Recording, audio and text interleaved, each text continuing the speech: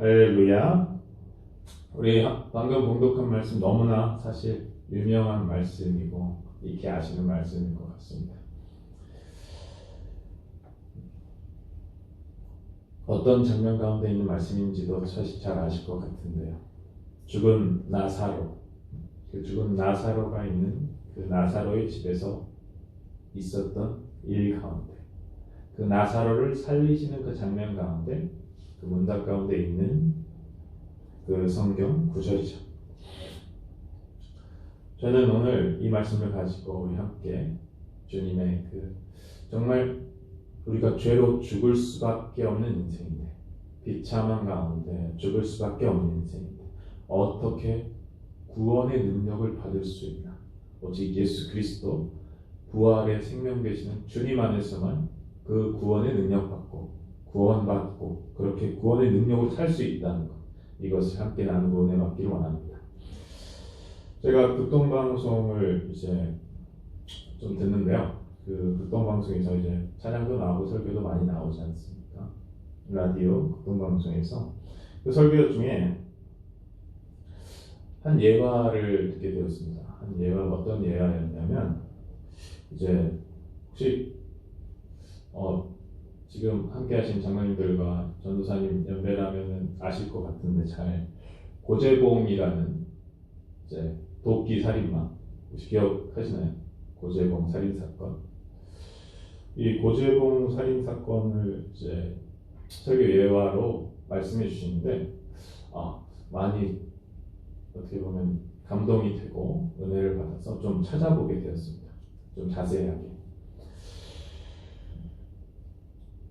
좀 결과부터 얘기해 보자면은, 세상 뉴스에는 그냥 고재봉이란 도끼 살인마가 흉악한 살인범이었는데 이제 그 붙잡혀서 한 3개월여간 복역한 후에 이제 총사령에 처해졌다. 이게 이제 세상 뉴스죠. 세상 뉴스.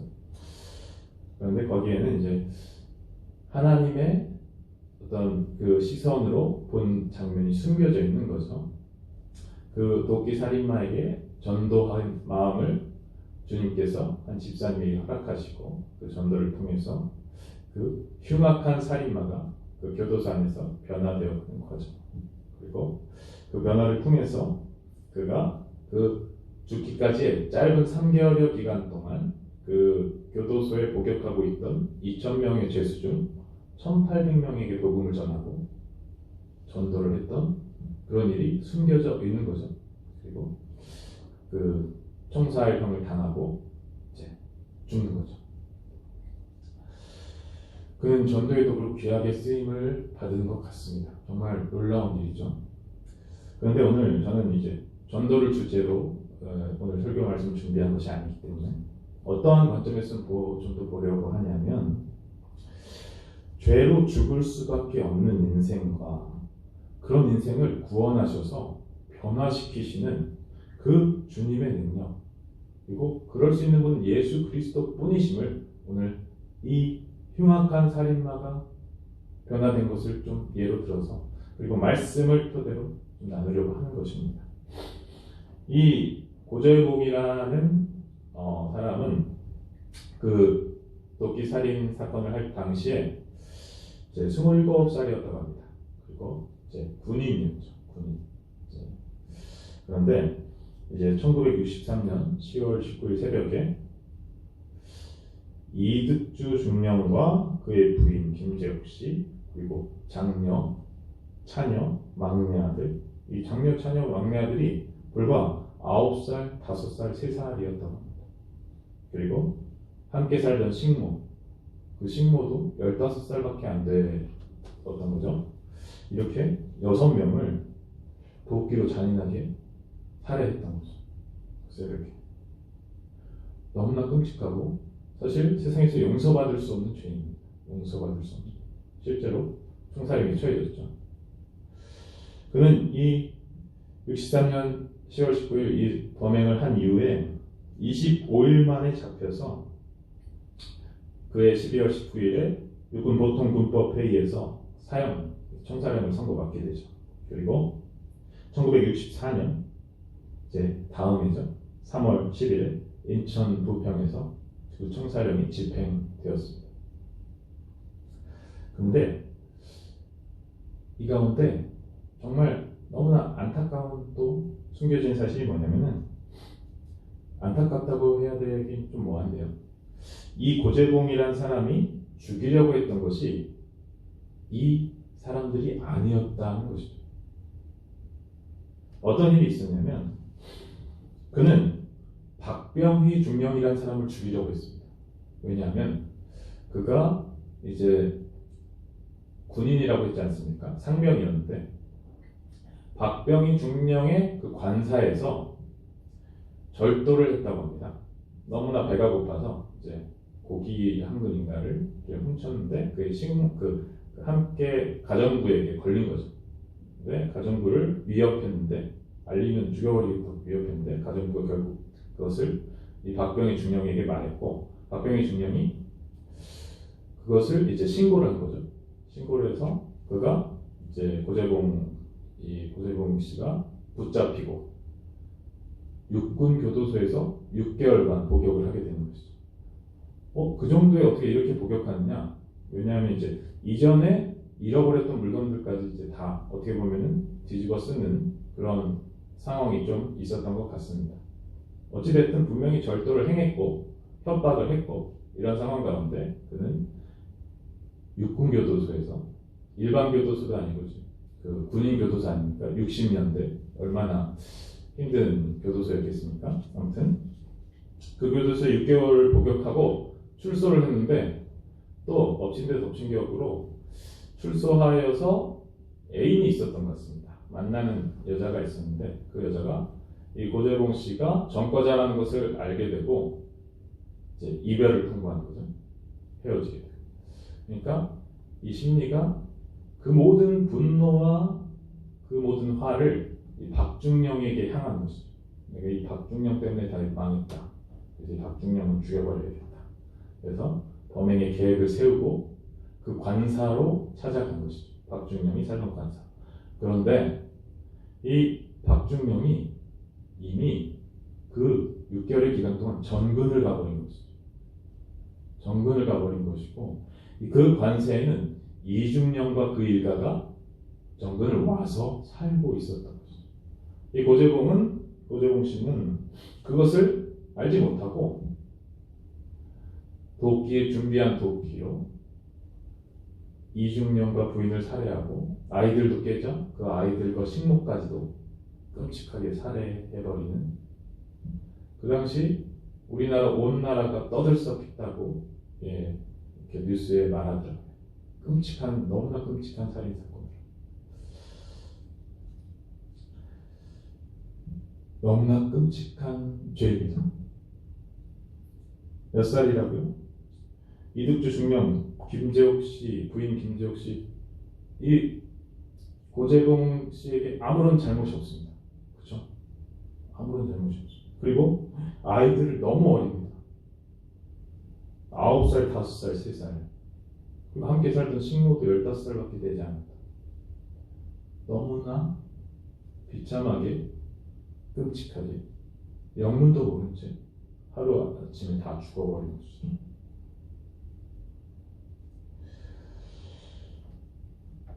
너무나 끔찍하고 비참한 죽음, 그리고 그 죄를 지은 고재봉. 그런데 이것이 모든 인생들과 사실은 동떨어져 있는, 나랑은 상관없는 일, 이게 아니라는 것이죠. 무엇입니까? 우리는 다 죽음을 향해 달려간다고 표현할 수 있습니다. 그렇죠? 죽음을 피해가는 사람은 없지 않습니까? 그런데 하나님께서는 말씀을 통해서 우리에게 말씀을 주시지 않습니까? 왜 죽는다고요?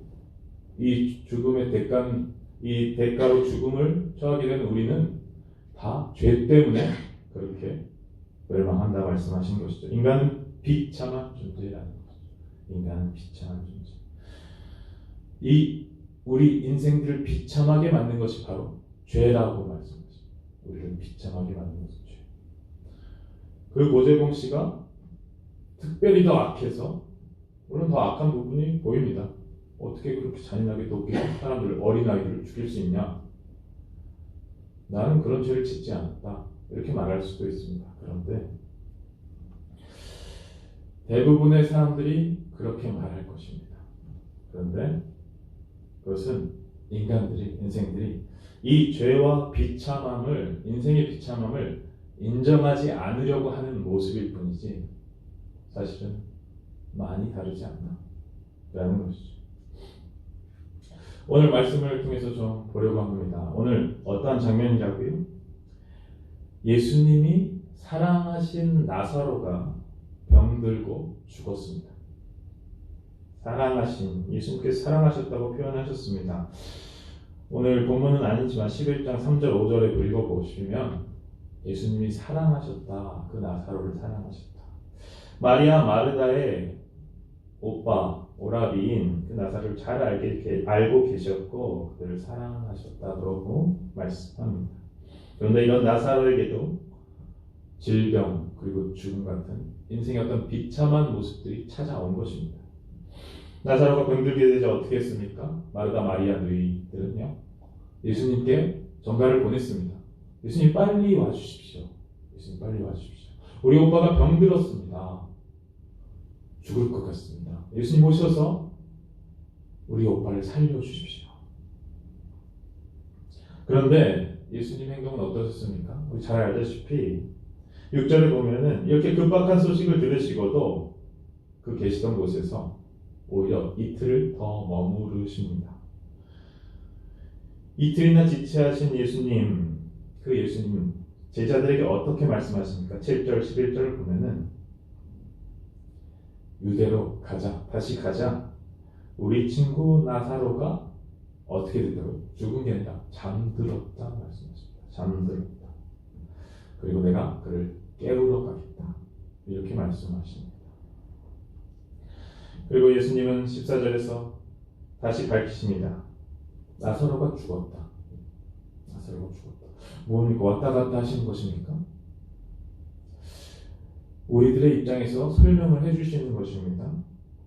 그런데 중요한 것이 무엇이냐? 이렇게 말씀하시는 것이죠. 내가 거기 있지 아니한 것을 너희를 위하여 기뻐하노니 이는 너희로 믿게 하려 함이라. 우리 인생들에게 믿음을 주시려 그 자리에 빨리 가지 않으신 것이죠. 무슨 일을 행하시려는가? 무슨 일을 행하시려는가? 우리 잘 알고 있죠. 나사로를 살리십니다. 나사로를 살리십니다. 그를 살림으로 온 세상에 생명을 주시는 분이 예수님임을 증거하시려고 그를 살리시는 것이죠. 예수님은 이 나사로를 살리시기 전에 오늘 본문의 말씀을 하시는 것입니다. 나는 부활이요 생명이니 나를 믿는 자는 죽어도 살겠고. 어떻습니까? 나를 믿는 자는 죽어도 살겠고. 나를 믿는 자는 죽어도 살겠고. 이 첫 말씀부터 우리가 받을 수가 있는가? 마르다와 마리아는 어땠습니까? 예수님을 신실하게 믿고 따르고 사랑하는 그 두 자매. 이 대화를 읽어보시면 또 내용을 잘 아시기 때문에 아시겠지만 그들도 이렇게 믿지 못했습니다. 예수님 조금만 더 빨리 오셨더라면 우리 오빠가 살았겠습니다. 그리고 믿음이 깊다고 그들 자신 또한 자부하는 것 같습니다. 예수님이 하시는 말씀에 믿습니다. 마지막 때에 부활할 것을 믿습니다. 이렇게까지 말합니다. 그러나 나를 믿는 자는 죽어도 살겠고 이 말씀을 그대로 받지 못하는 모습을 우리는 볼 수 있는 것이죠. 예수님은 말씀을 하시고 공허한 말씀으로 끝내시는 분이 아닌 것을 믿으시길 축복합니다. 우리 인생들처럼 말과 행동이 다른, 겉과 속이 다른 그러한 모습이 없으신 분이 우리 주님 아니십니까? 그 공생의 사역 기간에 그것을 온몸으로 온 생애를 통해서 보여주신 것이죠. 나는 부활이요 생명이니 나를 믿는 자는 죽어도 살겠고 이 말씀을 이루신 것이죠. 나사로를 살리십니다. 그렇다면 나사로가 살아났다는 것. 그것을 통해서 무엇을 논증하십니까? 증명하십니까? 나는 부활이요 생명이다 라는 것. 이것이 입증되는 것이죠. 죽었던 나사로가 살아난 것을 통해서. 예수님은 가장 분명하게 자신이 누구신지 말씀하신 것입니다. 예수님은 누구시라고요? 부활이요 생명이신 것입니다. 부활이요 생명이신 것입니다. 예수님은 자신을 부활이라고 부르셨습니다. 부활 잘 아시죠? 무엇입니까? 죽은 자가 살아나는 것입니다. 죽은 자가 살아나는 것입니다. 일시적으로 사는 것입니까? 나사로는 사실 이때 살았죠. 죽었다가 살았죠. 그런데 그가 영원히 살았습니까? 아니죠. 그 이후에 또 늙고 병들어 사고로도 여러 가지 이유는 있을 수 있겠지만 죽었을 것입니다. 일시적인 사실은 부활이죠. 완전한 부활이라고 할 수는 없죠. 그런데 예수님께서는 내가 부활이다 라고 말씀하신 것이죠. 그리고 내가 생명을 주는 주다 말씀하신 것이죠. 그리고 앞으로 진정한 온전한 부활을 내가 보여줄 것이다 사실 말씀하신 것이죠. 부활은 무엇입니까? 일시적으로 육신적으로 다시 살아나는 것 의미하는 것이 아니라 영원히 다시 살고 복되게 다시 사는 것, 이것을 말하는 것이 부활이라는 것. 이것을 분명히 아시길 축복합니다. 예수님을 통해서만 사망의 권세가 깨어지고 죽은 자가 다시 살게 됩니다. 그래서 예수님은 부활이요 생명이라고 말씀하셨습니다. 내가 생명을 준다. 나는 부활이고 내가 생명이다. 모든 생명은 그리스도 안에 감춰져 있는 것입니다. 인간들은 그 죄 가운데 이 생명을 다 잃어버린 존재인 것, 우리가 말씀을 통해 아는 것이죠. 그런데 이것을 우리가 분명히 인지하고 있습니까? 그 죄 가운데 죽었던 생명임을 우리는 분명히 알고 있습니까? 그리고 예수님을 부활이요 생명으로 우리가 믿고 있습니까? 어떻습니까? 만약 우리가 죄로 죽었던 존재라는 것을 우리가 깨닫지 못한다면 이 부활이요 생명이신 예수님은 나에게 큰 의미가 없는 것입니다. 고재봉 씨는 죽음 앞에 서게 됩니다. 자기의 죄, 너무나 끔찍한 죄의 대가로 세상 법정에서 총살형을 선고받고 죽음 앞에 서게 됩니다. 자기 죽음이 분명히 보입니다. 곧 총살형에 처해질 것이다. 그때 한 집사님을 통해서 복음을 전하게 주님께서 하십니다. 그리고 성경을 전해주게 하십니다. 성경을 읽게 하십니다. 하나님의 말씀이 눈에 들어옵니다. 왜요? 그 죄의 비참함 가운데 죽음이 눈앞에 섰는 자는 내가 죽을 수밖에 없는 존재가 이것이 분명히 보이는 것이죠. 그리고 그 성경에 정말 복음의 말씀들이 눈에 들어오기 시작할 때 그는 주님의 이 부활이요 생명 되신 주님을 만나게 되는 것이죠. 그리고 믿고 구원받으니 말씀 가운데 기도하고 깨닫고 되는 과정들이 반복되니 이전엔 제대로 알지 못했던 자신의 죄와 비참함이 더욱더 분명하게 드러나는 것이죠. 그렇게 죽을 수밖에 없는 존재였구나. 그런데 나를 살리시는구나. 이 구원이 그에게 진짜 구원으로 다가왔던 것입니다. 그래서 그는 변화됩니다. 어떻게 해요? 주변에 전도할 이들이 죽어가는 이미 죽어있는 존재들이 너무나 많이 보이는 것입니다. 세상에서 죄인으로 낙인 찍혀서 복역 중인 죄수들, 분명히 죄인들입니다. 죄인들. 그런데 이 말을 들어보셨을 것 같습니다. 세상에는 두 종류의 죄인이 있다. 무엇입니까? 들킨 죄인과 들키지 않은 죄. 거기 죄수들은 뭡니까? 다 들킨 죄인들이죠. 세상에서 멀쩡한 것처럼 살아가는 사람들, 그들을 손가락질하면서 저 비참한, 저 끔찍한 죄인들 당연히 저런 처벌을 처하는 게 마땅하지 하면서 손가락질하는 그들은 어떤 죄인이라고요? 들키지 않은 죄. 이것을 깨닫지 못하는 것이죠. 어찌됐든 고재봉 씨는 그곳에서 그것을 보게 되고 그들의 영혼이 비참함을, 나처럼 비참했음을 보게 되고, 그러니 주님께서 나를 왜 구원하셨나라는 질문에서 이들에게 복음을 전하라고 구원하셨구나 라는 그런 사명감을 가지고 정말 미친 듯이 복음을 전하게 되는 것입니다. 원래는 독방에 있었다고 합니다. 너무나 흉악한 죄인들. 그런데 그런 과정을 겪은 후에 방을 옮겨줄 것을 교도소에 요청을 하게 되고, 그 목적은 하나님의 말씀을, 복음을 전하고 싶다라고 했는데 그것을 받아들이는 거죠.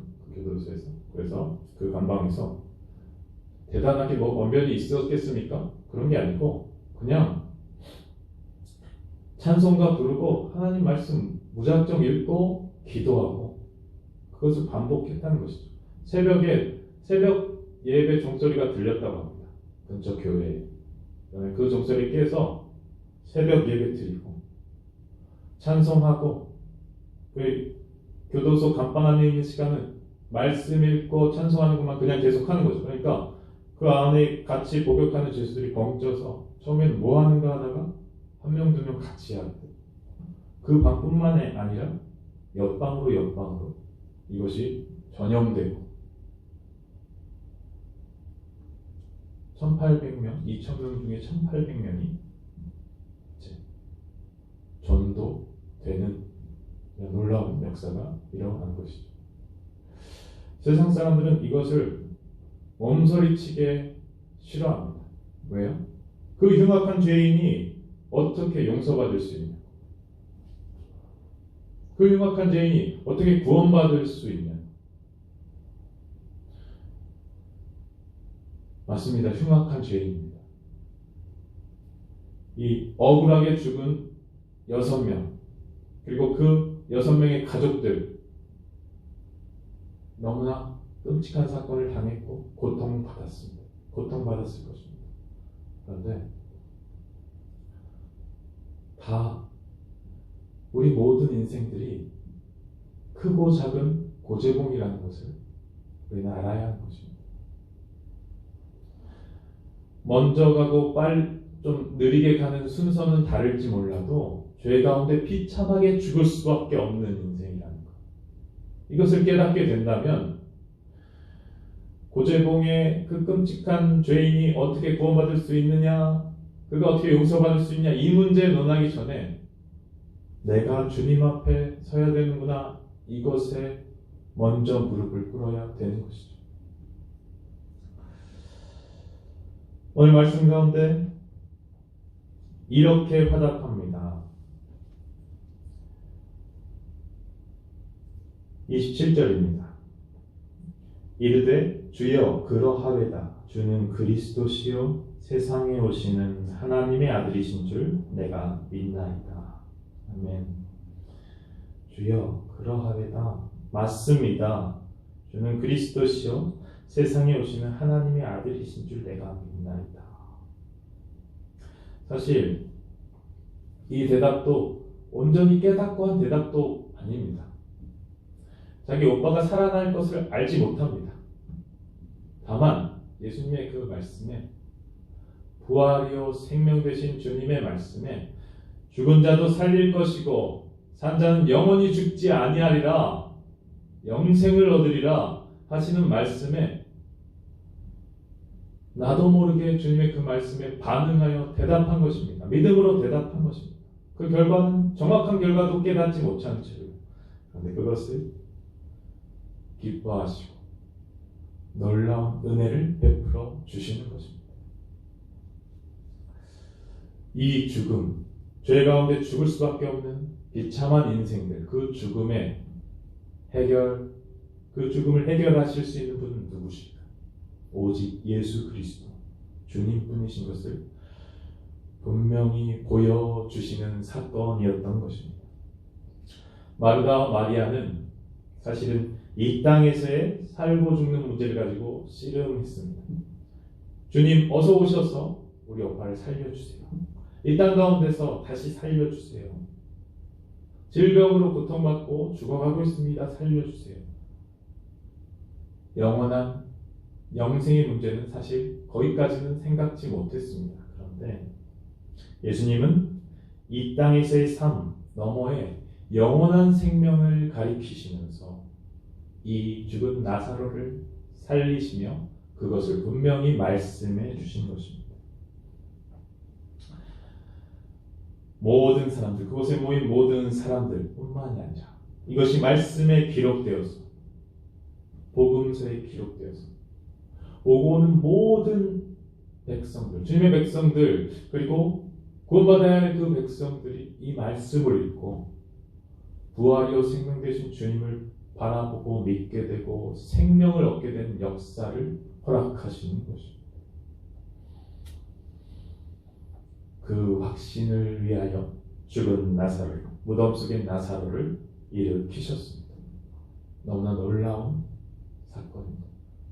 하나님께 영광을 돌리고 이 일을 통해 우리는 분명히 바라보게 됩니다. 부활이요 생명 되신 예수 그리스도를, 나사로를 바라보는 것이 아닙니다. 나사로를 통해서 부활이요 생명 되신 주님을 바라보는 것입니다. 고재봉 씨를 바라보는 것이 아닙니다. 그 끔찍한 죄인도 구원하시는 능력 있는 주님이 우리 주 예수 그리스도이신 것을 바라보게 하시는 것입니다.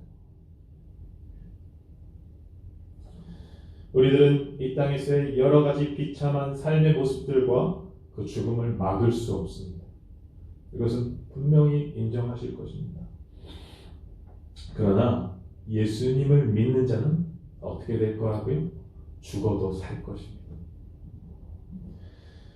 요한복음 3장 36절 이렇게 말씀하십니다. 아들을 믿는 자는 영생이 있고 아들을 순종치 아니한 자는 영생을 보지 못하고 도리어 하나님의 진노가 그 위에 머물러 있느니라.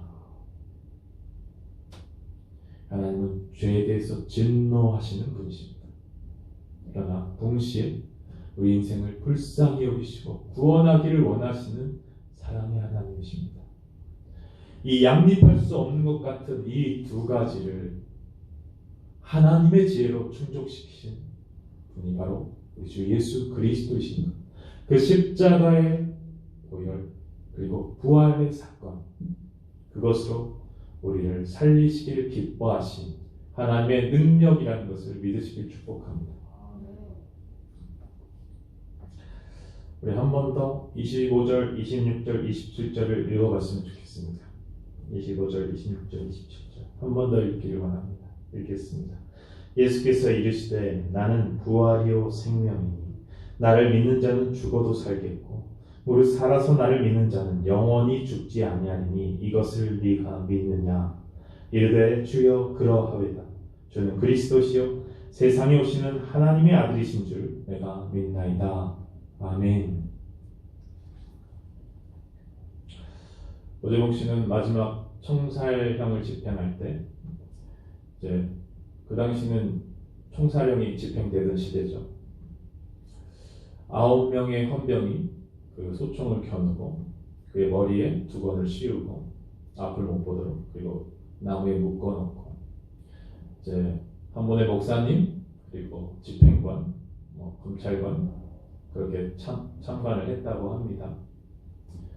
오재봉 씨는 마지막 가는 길에서 요한복음 3장 16절을 암송한 후에 집행관이 마지막 말을 허락했을 때 요한복음 3장 16절을 암송한 후에 내가 찬송가를 부르고 싶은데 찬송가를 부르고 내 얼굴이 환하게 밝을 때 총을 쏘아주시오 이렇게 요구했다고 합니다.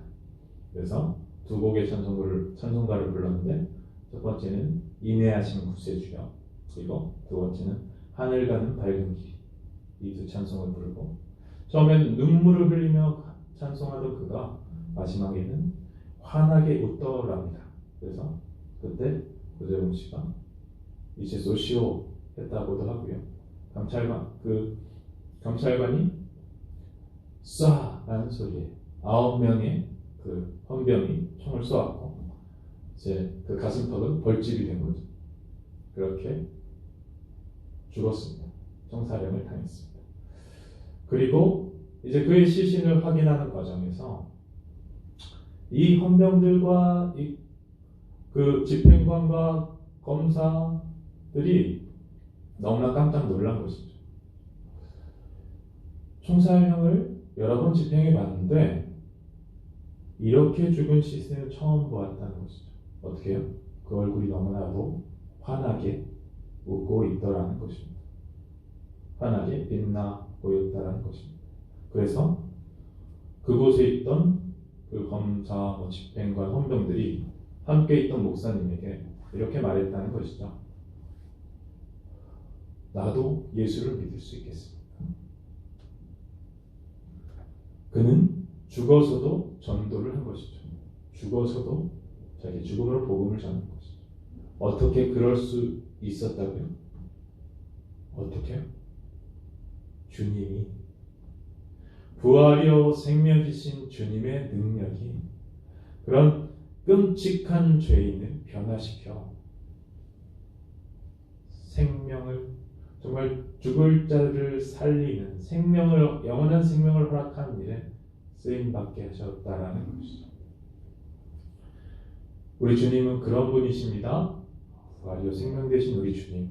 우리가 그런 주님을 맞이했고 영접했고 그 주님과 함께 이 땅에서 살아가며 그렇기 때문에 영원한 그 나라를 바라볼 수 있고 소망하며 이 땅 가운데서 그 나라의 백성으로 살 수 있음을 믿으시기 축복합니다. 부활이요 생명 되신 주님과 그 능력의 주님과 늘 동행하시길 간절히 축복합니다. 기도하겠습니다. 하나님 아버지